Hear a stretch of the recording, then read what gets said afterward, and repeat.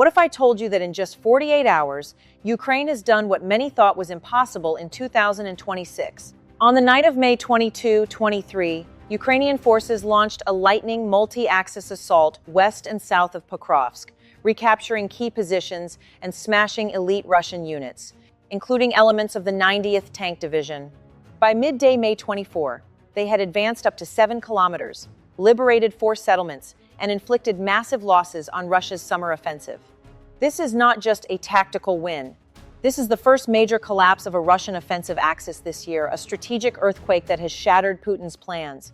For millions of Ukrainians who have endured years of hell, this is a rare, powerful moment of hope. Tell me in the comments, do you believe this victory marks the beginning of a major shift in momentum? Let's walk through exactly how this stunning reversal unfolded. It began on the evening of May 22nd, when elite units from Ukraine's 110th Mechanized Brigade and the battle-hardened 47th Assault Brigade launched a surprise multi-axis assault west and south of Pokrovsk. Supported by swarms of FPV drones and precise artillery fire, Ukrainian forces struck Russian positions at multiple points simultaneously, catching the enemy completely off guard. By 3:15 on May 23rd, Ukrainian troops had already recaptured the strategically important village of Svyridanivka and were pushing forward toward Novopavlivka. The combination of drone reconnaissance, artillery suppression, and rapid mechanized advances proved devastatingly effective. Then, at 7:40, Ukrainian special forces executed a precision raid that destroyed a major Russian command post belonging to the 90th Tank Division, one of Russia's most elite armored units. The loss of this command node caused immediate chaos in Russian coordination. By midday on May 24th, Ukrainian forces had advanced up to 7 kilometers in some sectors. They liberated 4 settlements and are now threatening key Russian supply lines in the area. Russian attempts to reinforce the collapsing sector have been repeatedly disrupted by Ukrainian drone strikes. This was a textbook example of modern combined arms warfare. Drones provided real-time intelligence and direct fire support, artillery suppressed Russian positions, and highly motivated mechanized units exploited the gaps with speed and aggression. Russia's elite 90th Tank Division, once feared, was caught unprepared and has suffered heavy losses in both men and equipment. For the civilians who have lived under Russian occupation in these villages for months, today marks the beginning of liberation. Families who were forced to hide in basements or flee are now seeing Ukrainian flags return. Children may soon be able to play in streets that were battlegrounds just days ago. Every kilometer reclaimed is not just territory, it is hope being restored to people who have endured unimaginable hardship. Ukraine is no longer just holding the line. It is striking back, and it is doing so with remarkable skill and determination. The cost of Ukraine's lightning counteroffensive in the Pokrovsk direction has been catastrophic for Russia. In just 48 hours, Ukrainian forces destroyed or damaged over 80 Russian armored vehicles, including 28 main battle tanks. More than 1,200 Russian soldiers were killed or wounded during this period alone. Significant losses were also recorded in artillery systems and electronic warfare equipment. The elite 90th Tank Division and elements of the 6th Combined Arms Army units, once considered among Russia's best, suffered particularly heavy casualties, with some battalions reportedly reduced to less than 40% combat effectiveness. This is not a minor setback. This is the first major collapse of a Russian offensive axis since the beginning of 2026. Russia's summer offensive, which was supposed to deliver decisive gains in Donetsk and create momentum for further advances, has instead turned into a costly disaster. The rapid Ukrainian breakthrough has forced Moscow into emergency redeployments. Units that were supposed to press the attack in other sectors are now being rushed to plug holes around Pokrovsk, weakening Russia's entire line. What was meant to be a coordinated, multi-pronged offensive is now fragmented and reactive. The psychological impact is even more damaging than the material losses. Russian military bloggers, usually quick to celebrate small gains, are openly describing the situation as critical and a serious failure of command. The 90th Tank Division, which had been praised by Russian propaganda as one of the most professional units, has been visibly humiliated in a matter of days. For the Russian side, these staggering losses represent thousands of families across Russia receiving the devastating news that their sons, husbands, or fathers will not come home. Many of these soldiers were sent into battle with minimal preparation and outdated equipment. sacrificed for territorial ambitions that grow more distant with every failed assault. On the Ukrainian side, every kilometer reclaimed brings a fragile but powerful sense of hope. Families who have lived under occupation for months can finally see the possibility of returning to what remains of their homes. Children who have known nothing but war may soon be able to play in streets that were battlegrounds just days ago. This victory is not just about numbers on a map. It is about restoring dignity and a sense of agency to a nation that has refused to surrender despite overwhelming odds. Ukraine is proving, once again, that determination, innovation, and smart tactics can overcome even a much larger enemy. Russia's summer offensive, which began with such confidence, is now in serious trouble. The momentum has clearly shifted. The stunning success in the Pokrovsk direction didn't happen by chance. It was the direct result of Ukraine's relentless innovation and tactical evolution on the battlefield. In this latest offensive, Ukrainian forces deployed a new generation of fiber-optic guided drones that proved completely immune to Russian electronic warfare systems. These advanced drones maintain stable control even under heavy jamming, allowing operators to strike targets with surgical precision. Coordinated with artillery barrages and small unit infiltration tactics, they created chaos in Russian defensive lines. Ukrainian assault groups used the drone cover to move forward under fire, exploiting gaps that Russian commanders could not close in time. What stood out most was the level of operational security and surprise. Russian intelligence failed to detect the buildup. Ukrainian forces achieved near-perfect timing, launching the multi-axis assault when Russian units were at their most vulnerable. This was not a simple frontal attack. It was a sophisticated symphony of drone reconnaissance, electronic suppression, artillery suppression, and rapid mechanized advances. Ukraine is no longer just surviving this war. It is innovating faster than Russia can adapt. The combination of Western-supplied technology, domestic production through the Brave One cluster, and hard-won battlefield experience has created a qualitative edge that is becoming increasingly difficult for Russia to match. While Russia still relies on mass and brute force, Ukraine is fighting a smarter, more precise, and more adaptive war. This technological and tactical superiority is changing the nature of the conflict.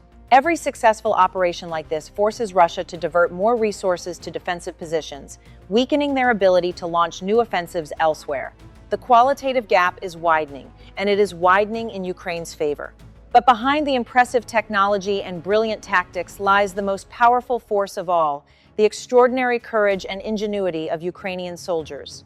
Many of these fighters are not professional career soldiers. They are fathers, brothers, teachers, and engineers who took up arms to defend their homes and families. They continue to show remarkable creativity and determination in the face of a much larger enemy, often operating with limited resources but unmatched resolve. This victory in the Pokrovsk direction is more than a military success. It is proof that innovation, bravery, and the will to be free can overcome even the heaviest odds. Ukraine is not only reclaiming land, it is reclaiming hope for its people. And with every new tactical breakthrough, the message to Russia becomes clearer. This war will not be won by numbers alone. While Ukraine showcases its growing tactical and technological edge on the battlefield, the true scale of Russia's crisis is becoming visible not just in lost territory, but deep within its own system. The manpower shortage has reached a breaking point. Recruitment of new contract soldiers has dropped by 20% compared to the same period last year. In the first 4 months of 2026, Russia only managed to enlist around 68,000 new soldiers instead of the planned 110,000, despite offering signing bonuses as high as $52,000 in some regions. The quality of recruits is also collapsing, with over 61% coming from prisons or economically devastated areas, often with minimal training. Industrial production is equally strained. Due to Western sanctions, Russia cannot replace lost modern equipment at the required rate. In April alone, the Russian army lost 187 main battle tanks, but could only produce or refurbish 41 modernized T-72, B-3, and T-90M tanks. The once mighty Russian tank fleet is now heavily dependent on pulling outdated 1960s-era T-62s out of storage. Putin's remaining strategic cards are rapidly losing value. A new wave of mobilization would risk massive domestic unrest. The energy war against Europe has largely failed as the EU has diversified its supplies. Diplomatic efforts are stalling because Russia's battlefield position continues to weaken. even nuclear saber rattling is losing credibility after repeated empty threats. The Belarus card is also creating more problems than solutions. Lukashenko's selective mobilization has triggered quiet protests in several cities and increased desertion rates within the Belarusian army. Many Belarusian soldiers openly resent being used as cannon fodder for Russian ambitions. The gap between Kremlin rhetoric and battlefield reality has never been wider. While Putin continues to claim victory is near, his army is consuming itself faster than it can regenerate. Internal repression is intensifying, economic strain is mounting, and the Russian people are growing increasingly exhausted with a war that offers no clear end in sight. Behind these cold statistics lies a tragic human cost. Young Russian men from poor regions are being sent to die in a conflict many no longer believe in.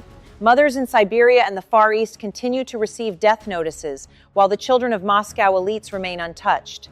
The Russian people are being asked to sacrifice their future, their economy, their young men, and their stability for territorial fantasies that grow more distant with every passing month. Russia is not just fighting Ukraine on the battlefield. It is fighting and losing to its own exhaustion, isolation, and internal decay. The grand plan is unraveling, and the consequences are becoming impossible to hide. After weeks of brutal fighting and dramatic shifts on the battlefield, the larger picture in mid-2026 is now impossible to ignore. Russia entered this phase of the war demanding complete Ukrainian withdrawal from Donbass as a non-negotiable precondition for any ceasefire. Yet on the ground, its military momentum is collapsing.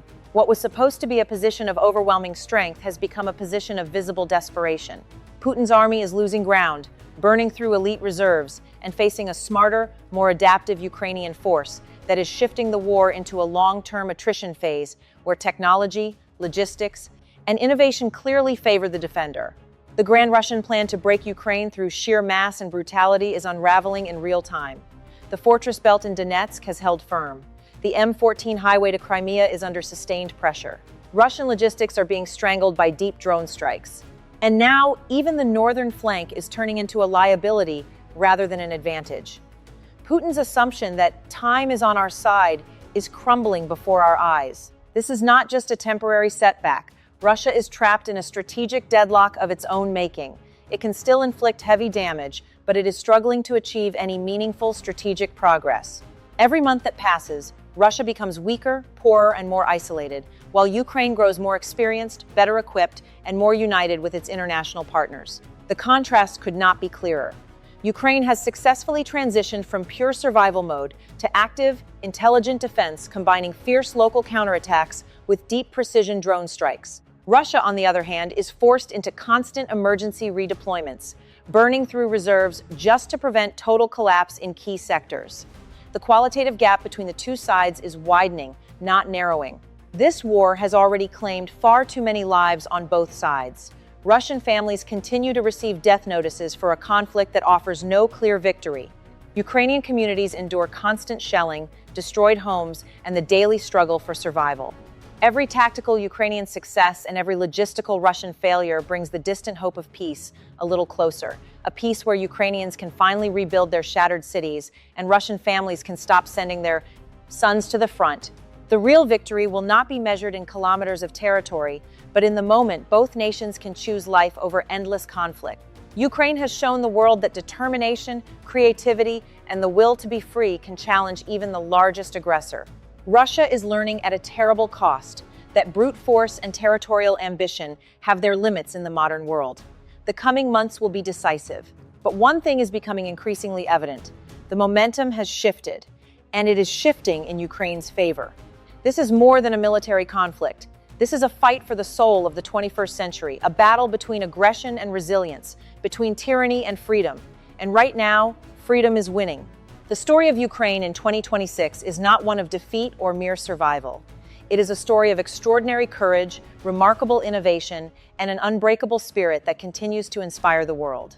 And as long as that spirit remains alive, the hope for a just and lasting peace, though still distant, grows stronger with every passing day.